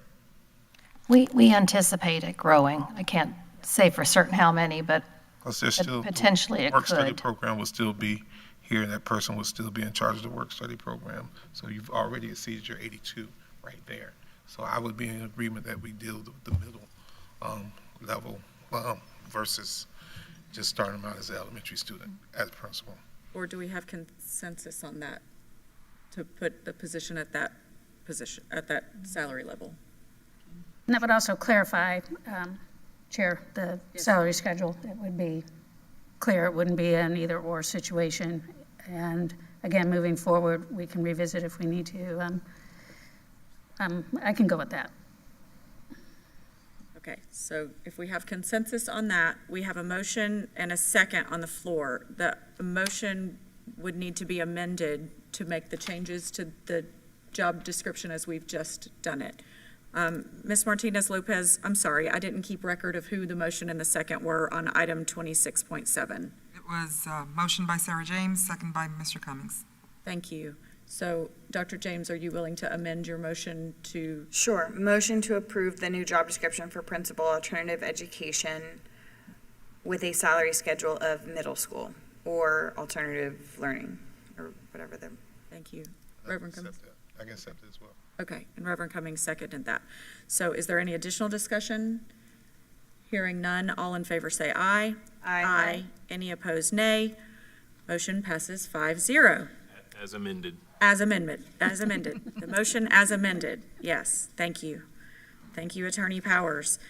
So I would like to introduce Attorney Powers at this time to speak speak on our next three items, which are D26.8, D26.9, and D26.10. Attorney Powers. Yes, ma'am. After conversations that the board had during work sessions, Ms. Morant and I were asked to prepare job descriptions, contracts for the board clerk position, which would essentially then be a position entitled an executive or administrative assistant to the school board, which would fulfill the roles and duties of the school board clerk, along with other miscellaneous duties. We did a comparison among other counties and how that's treated with other counties. That was discussed with the board as well. In doing so, the first item that is up is 26.7, which is the job description. I'm sorry, that's 26.8. The job description, the draft job description as to the executive assistant to the school board. The second item is the draft salary schedule, which maintains the same salary schedule that Ms. Martinez Lopez is currently in. And then the third item is as to the contract. Obviously, a job description is necessary. The draft salary schedule is necessary. Contract is technically optional, but that is up to the board as to what it wishes to do. If the board wishes to take action on each, these are set up so that the board takes action on each item individually. These would be the best recommendations of Ms. Morant and myself as to what each of these items should entail. So in doing so, we looked at St. Lucie and Polk counties. We looked at Miami-Dade. We looked at a number of counties in order to determine those items which would go under job description. We used current administrative templates for the contract for administrative employees, and then inserted additional language from additional counties as well that had similar setups. Thank you, Attorney Powers. Item D 26.8, may I have a motion to approve the executive assistant to the school board draft job description? Motion to approve. Motion by Dr. James. Second. Second by Ms. Conrad. Is there any discussion? I just, Ms. Conrad? I would just like to ask Ms. Martina Lopez, you feel this is a good job description? If there's anything that you wanted to add, or? No, it's the in right- alignment Okay. with what my current responsibilities, yes. Thank you, Board Member Conrad. Any additional discussion? Hearing none, all in favor say aye. Aye. Aye. Any opposed, nay. Motion passes 5-0. May I have a motion to approve the confidential employees draft salary schedule? Item D 26.9. Motion to approve. Motion by Dr. James, Second. second by Reverend Cummings. Is there any discussion? Hearing none, all in favor say aye. Aye. Aye. Any opposed, nay.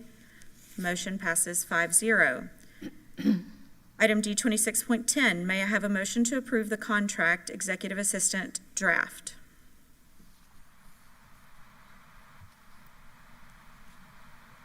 Is there a motion?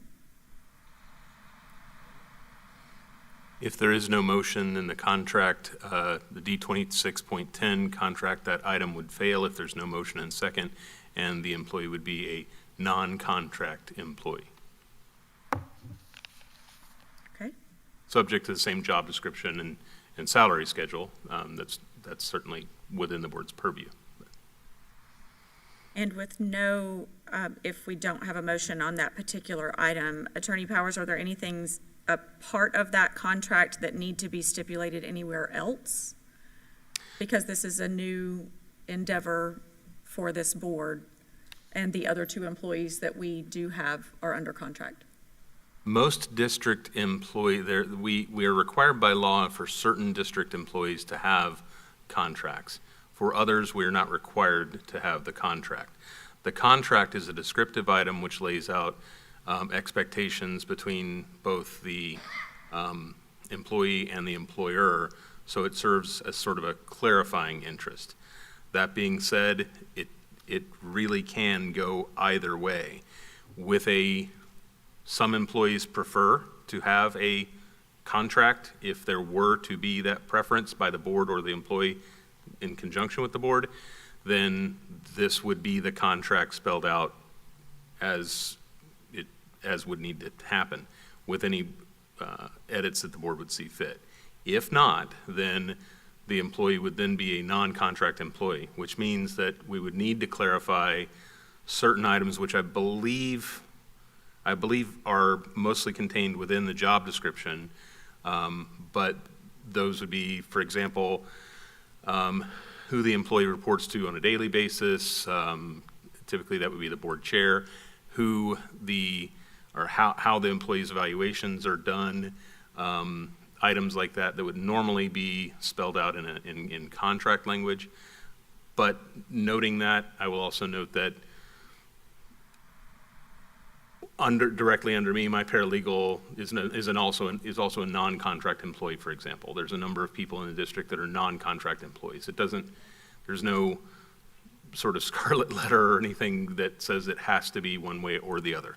However, given that it is the supervision of this employee by the board as opposed to by operations does create certain duties and responsibilities of the board for that supervision.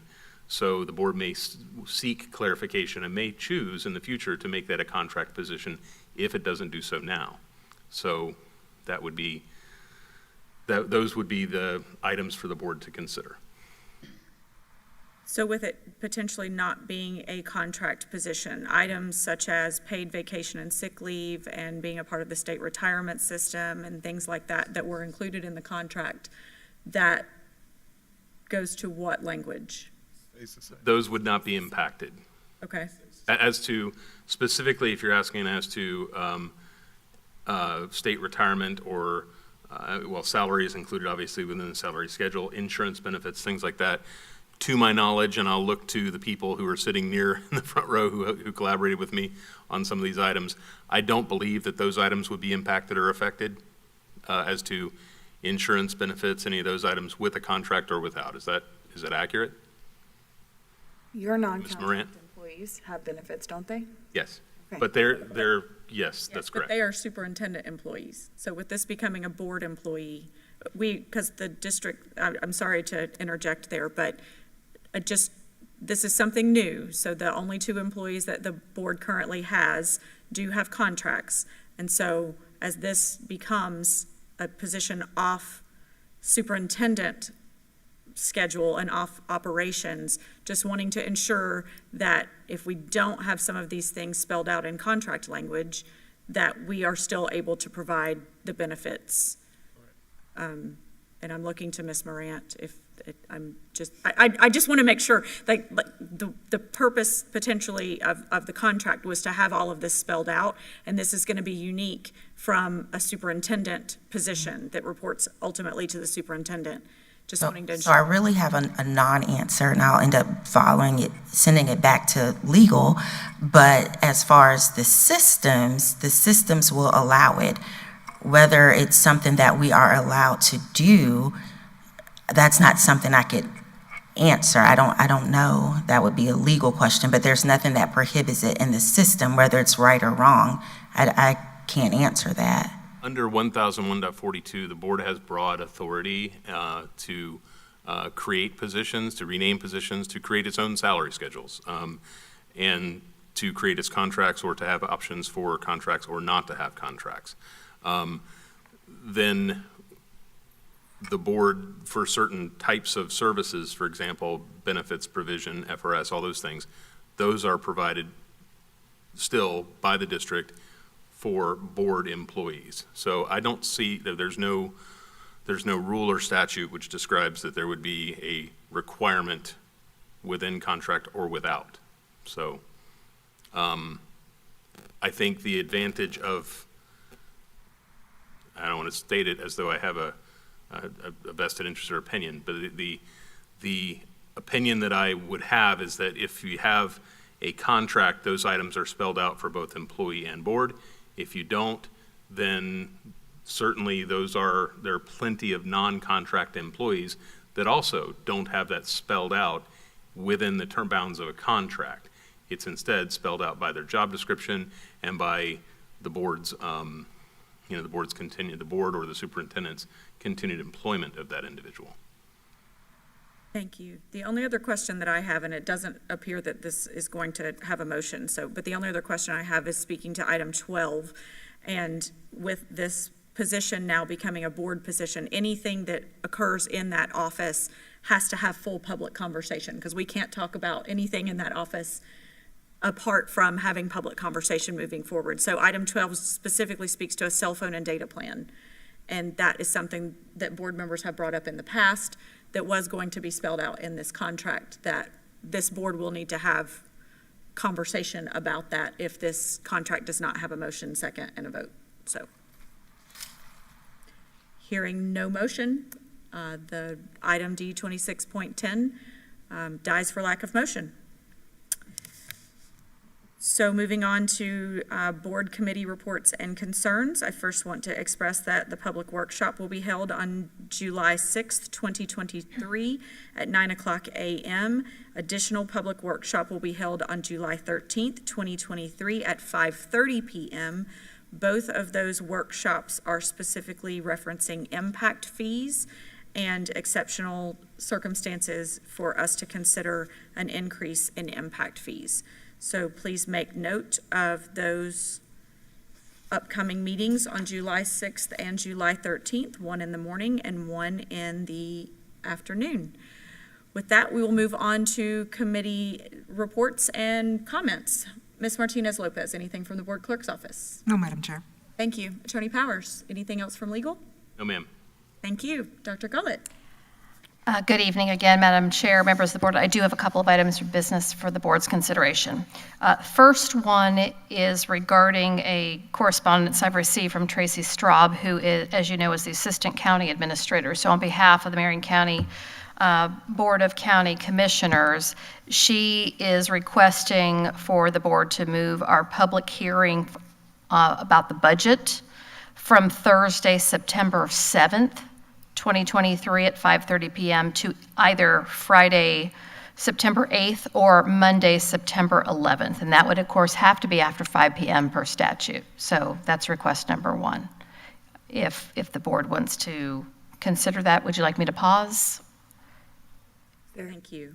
So the request, and I also have spoken with Chair Curry about this, the request is that we reschedule what we had already approved of September 7th was going to be our date, and that is the county's date that they had approved, and somehow wires got crossed.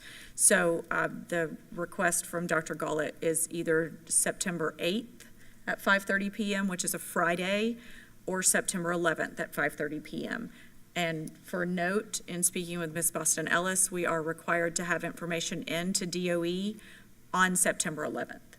So if it would be possible to have it on the Friday, that would be this board member's preference. Madam Chair, Reverend Cummings. we're moving it from, basically, we're just moving it from the 7th to the 8th, correct? Correct, yes, sir. I'm fine with that. Ms. Conrad. One board member. 8th is good. I'm unavailable on the 11th, so. Okay. Okay. The 8th is fine with me. I guess I'm just confused why we are moving our date. Madam Chair, if I may, I just want to, I do want to clarify for the board on behalf of the team, our team, my team, submitted the date that the board, that you all approved, and it was accepted by the Assistant Property Appraiser. This is a request from the county commissioners through Ms. Straub to consider a different date. But our date was submitted as was required by statute and was accepted. But they're asking for us to consider moving it. It's a date that I've been told is typically, they typically have this date on this meeting on a Thursday. This time ours is on a Thursday. They said ours has always been on a Tuesday in the past 20 years. I know last year it was not on a Tuesday, but this is just a request for us to consider. But I did want to clarify that our team did submit it as expected and appropriate. Thank you, Dr. Garlick. Thank you. Yes, our team did everything correctly. Thank you to the team. So one more, just clear, I guess I'm dull to this.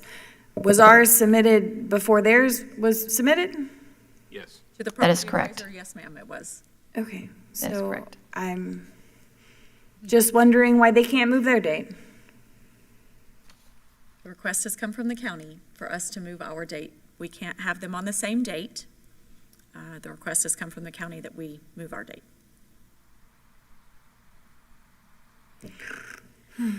From what I gather, without going into too much detail, from what I gather, their calendar was approved in January, inclusive of a date showing this to be on September 7th, but that was not communicated to the property appraiser's office. And so when we communicated, as we were supposed to, after the board approved it, then that became the challenge that was presented. Vice Chair. Thank you. How does this impact us? While I am always willing to work with our fellow government officials and trying to make everything fit, how does this affect us and our timeline? So Ms. Boston Ellis could come up and speak to this, but in speaking with her, we talked about this quite a bit yesterday. So Ms. Boston Ellis, if you'd like to share. Thank you. I think you've said everything. Typically, the school district gets first dibs, if you want to say, then the Board of County Commissioner, and then all the other taxing authorities. But it was a slip in communication, and from now on, we've been told that they will contact us when they set their dates. We were going to do it on September 8th, but we remember that the board didn't like it being on a Friday. So that's why we thought maybe a Friday or Monday. In terms of transmitting the AFR, we can do that. I mean, staff will be sitting there waiting for you to approve the final budget, and they'll upload the AFR. But we do need to do that by the 11th. In the spirit of cooperation, we are okay with that. Thank you, Ms. Boston Ellis. I'll go to Dr. James and then. Just a clarifying question. Seeing as we've always been on Tuesday, well, that's what you shared, even though maybe that's not the case. So does it behoove us to be first in the lineup? Because you. No. There's no, there's just a rank in order, and typically school boards first, Board of County Commissioners, and then the other taxing authorities, cities, and so forth. We have done them on Tuesdays, but if you'll notice how the days, every year, the day changes. And the reason we did ask for that September 7th date was because we had, input from the board saying they didn't like coming, on a Friday. There were school activities that needed their attention and so forth. So, but basically we could do September 11th. I know staff would probably be happy. That gives them a weekend to work. But like I said, I think this was just miscommunication, and in the spirit of cooperation, we're okay with either the 8th or the 11th. Thank you, Vice Chair.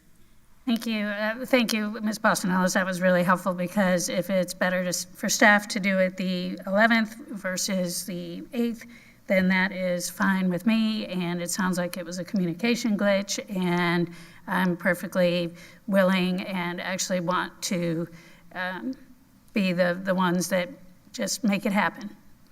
So. I'm fine with either date. As am I. I am not available, and I'm not sure that I will have phone on the 11th. Communication on the 11th. Okay. Okay, you're not available. She's not available on the 11th. Okay. The 11th. Like I said, I'm fine with either. I'm fine with So either. if we come dressed for football games on a Friday at 5:30, then so be it, perhaps. Just thinking out loud. Ms. Boston Ellis. We can actually change it to 5:01. Oh, okay. It just has to be after 5. o'clock. Yeah, I was Okay. just gonna. So 5:01 sounds great. After 5. So we can Okay. get to football game. Friday at 5:01 p.m. It has to be after 5. Have to be after 5. And we So can all be there? September 8th, 5:01 p.m., we can all be present. Okay, terrific. Thank you, Dr. Gullett. Additional items from you. Yes, thank you, and it was a courtesy request. We are happy to work with our county commissioners. The second item, Ms. Boston-Ellis has requested to change the board receipt of the tentative budget. And so that was previously scheduled for Thursday, July 20th, which is a bit sooner. And the request is to move that to Monday, July 24th, if the board would consider that move. And if I can explain that, DOE has statutorily until the 19th to provide us with our required local millage. And so that was going to be a heavy lift for staff. And so since we are changing dates, I thought I'd just ask for that. So on the 24th, and what time would that need to be? It would have to be, I think we usually do that at like 11:30. Because that, all we're doing at that meeting is giving you the tentative budget so that we can advertise it. So we're requesting permission to advertise and nothing else than that. I'm not available at that time, but if Vice Chair Thrower is, she can conduct the meeting. Can you repeat the alteration from what date to what? So it was scheduled on July 20th at 11:30, and I think you already have a work session scheduled, and it would stop at 11:15 and then reconvene at 11:30 to just accept it. And then some of you may remember you get the budget document, and then you go back to the regular meeting. So we're just asking to move that to the 24th, but, you know, it's, since we're changing things. And if we come for a meeting, which, again, I'm unavailable at that time, but if we come for a meeting, it really is about a 5-minute meeting, if Yes. I recall, for that particular time. So, board, if the other 4 of you are available for Monday at 11:30. Yes. Reverend? Reverend Cummings, are you available? Okay, all right, terrific. So, Thank you. we can make that change as well. We're accommodating. Yes, we're accommodating. Dr. Gullett, anything else? Yeah, that concludes my request tonight. Thank you, board. Terrific, wonderful. Okay, moving on to Dr. James. Good evening, Marion County community. Tonight, we recognize some great individuals throughout our district and community. I do believe that the recognition of the FHS band program was very well fitting. I'm a huge believer in arts education and what it offers our students. I continue to be thankful for our referendum, which helps fund these important teaching positions throughout our district. I will once again give Mr. Manning a shout out. He's already a tremendous leader and asset to Reddick Collier Elementary School. I also wanted to congratulate Kyle Tibbett once again for his big win in the Skills USA state competition. I got to be a part of the MTC graduation last week, and it was super honorable to be able to shake the hands of so many professionals who are entering the workforce throughout Marion County. MTC and MTI, led by Mr. Smallridge and Mr. Jones, are both an amazing place to continue your education. We do have such great talent throughout MCPS. I wanted to take a moment to recognize the administrative personnel items that were approved tonight in the consent agenda. Congratulations goes to Ms. Aaron as an assistant principal at Harborview, Ms. Bryant growing from a CAS to an assistant principal at College Park, Mr. Corley growing from an APD to an API at Bellevue Middle, Ms. McCamley growing from a program specialist to an assistant principal at Ward Highlands, and Mr. McMillan growing from an APD to an APC at Liberty. Congratulations goes out to all of them. I continue to be concerned about the communication I, as well as other members of the district, are receiving from a community member. I would ask our Safe Schools Department and our attorney to continue to strengthen the safeguards that are available to ensure we are protected from these inflammatory communications from this community member. Thank you all for all your work, and that concludes my comments for tonight. Thank you, Dr. James. Reverend Cummings. I want to defer tonight. Thank you. Okay, thank you. Ms. Conrad. Good evening. I too just very grateful for the presentation we had at the beginning of our program. A lot of accolades for a lot of good work that's going on every day in our district. And I also had the opportunity to attend a community meeting at Fort King last night. We had a nice turnout with Dads on Duty were there, and they went through their academic plan and their discipline plan. It was just a great overall experience for all in attendance. And so thank you for those who worked on putting that together. We had a lot of staff members that stayed after to be part of that discussion and answer questions for parents, and so I appreciate you. I continue to be excited about the community partnerships that are presented almost every time that we meet, and so I have an upcoming meeting with my church. They're doing an education panel, and so they ask me, you know, what things are important and what are you striving for? And so this community piece is just so important to me, and I just want to make sure that we're celebrating the work as our community is pulling into and buying into the things that are going into our schools each and every day. So I want to celebrate that.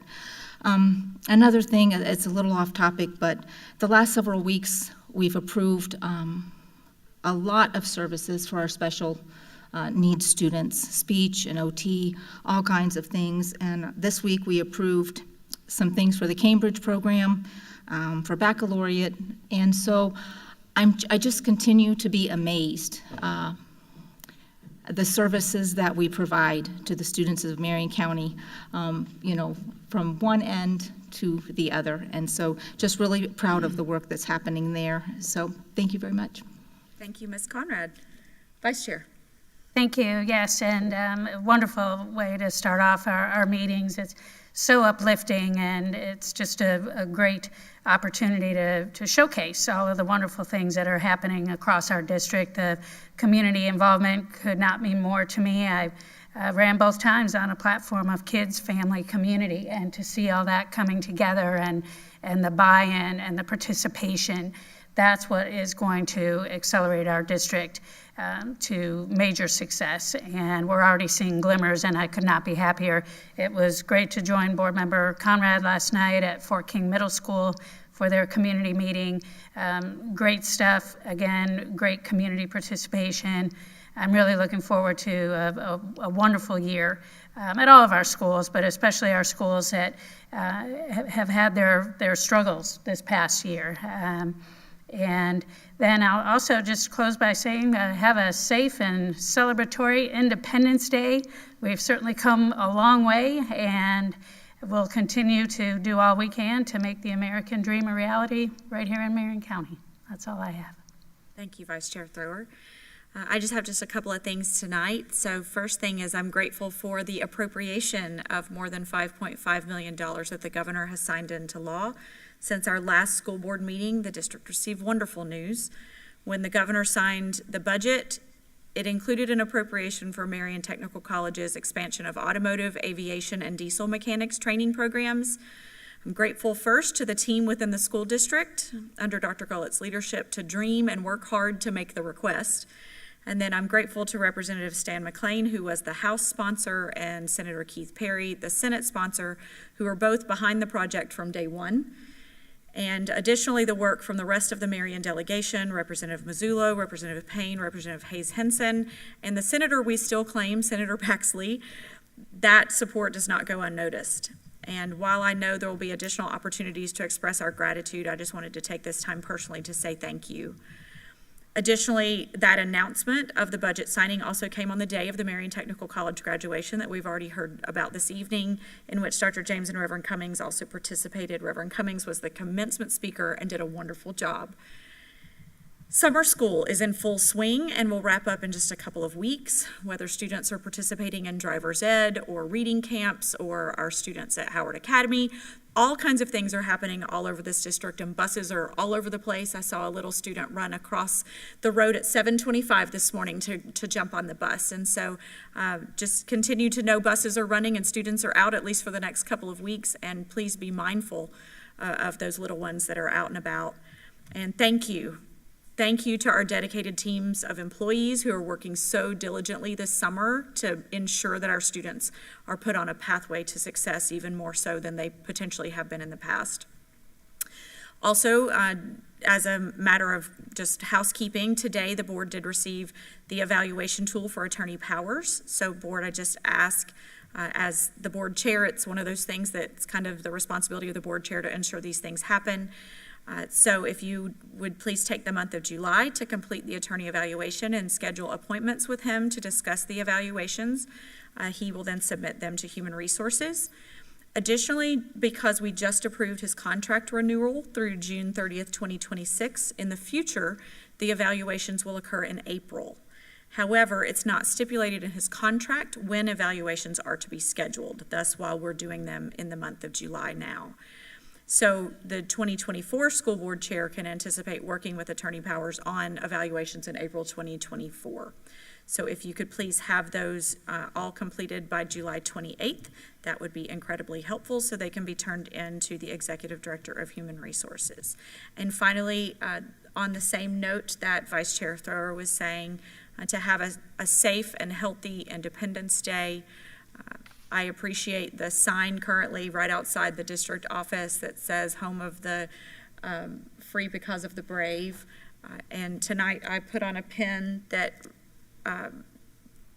it's just a fond memory that I have. A client at ARC Marion gave this to me, and I can still see his blue eyes sparkling when he gave it to me because he was so proud that there was a cross that had an American flag on it. And so in honor of Richard, I wanted to wear that this evening in our final board meeting heading into Independence Day.